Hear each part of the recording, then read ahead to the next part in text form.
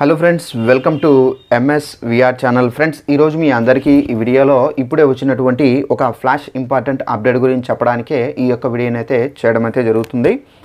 మన యొక్క ఏపీ రాష్ట్ర వ్యాప్తంగా వైఎస్ఆర్ పెన్షన్దారులకు సంబంధించి మనకు ఒక కొత్త రూల్ అయితే వచ్చిందండి. అయితే మనకు జూన్ 1వ తేదీన ఇవ్వబోయే పెన్షన్లకు సంబంధించి మనకేంటంటే బ్యాంక్ అకౌంట్లో అయితే వేయడం లేదండి. అయితే మనకు ఒక కొత్త పద్ధతి ద్వారా ఈ పెన్షన్ల పంపిణీ చేయబడుతున్నారు. అయితే మనకు ఆ కొత్త పద్ధతి ఏంటి, దానికి సంబంధించిన పూర్తి వివరాలు తెలియజేస్తాను. ఈ వీడియో మీకు నచ్చినట్లయితే లైక్ చేసుకుని మన ఛానల్ను సబ్స్క్రైబ్ చేసుకుని ఫాలో అవుతుండండి. మన యొక్క ఏపీలో పెన్షన్దారులకు సంబంధించి ఎలాంటి ఇన్ఫర్మేషన్ తెలియజేస్తూ ఉంటానండి. ఇక వివరాలు చూద్దాము.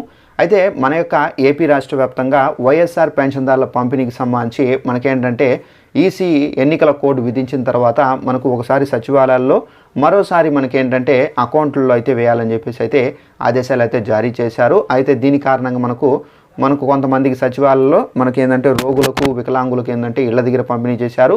మళ్ళీ మే నెలకు సంబంధించిన పెన్షన్లు ఏవైతే ఉన్నాయో ఈ పెన్షన్ల పంపిణీ అయితే మనకేంటంటే కొందరికి డీబీటీ రూపంలో అకౌంట్లో వేశారు, మరికొందరికి ఇళ్ల దగ్గర పంపిణీ చేశారండి.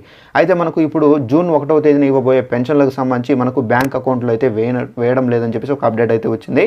అయితే మనకు కొందరికి మాత్రమే బ్యాంక్ అకౌంట్లు అయితే పడుతాయండి. సో ఎవరైతే బ్యాంక్ అకౌంట్లు కలిగి ఉండి సో వాళ్ళకు ఆధార్తో లింకప్ అయి ఉంటాయో అలాంటి వాళ్ళకు మాత్రమే బ్యాంక్ అకౌంట్లో ఈ డబ్బులు అనేవి జమ అవుతాయి.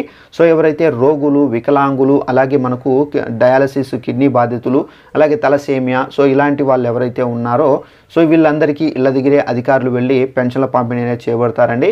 అలాగే ఎవరైతే అకౌంట్లు లేకుండా ఉన్న వాళ్ళు, అలాగే ఎవరైతే అకౌంట్ ఉండి కూడా ఆ అకౌంట్ డెడ్ అయిన వాళ్ళు, ఇలాంటి వాళ్ళకి ఏంటంటే డైరెక్ట్గా ఇళ్ళ దగ్గరే పెన్షన్లు అయితే పంపిణీ అయితే చేయడం అయితే జరుగుతుందండి.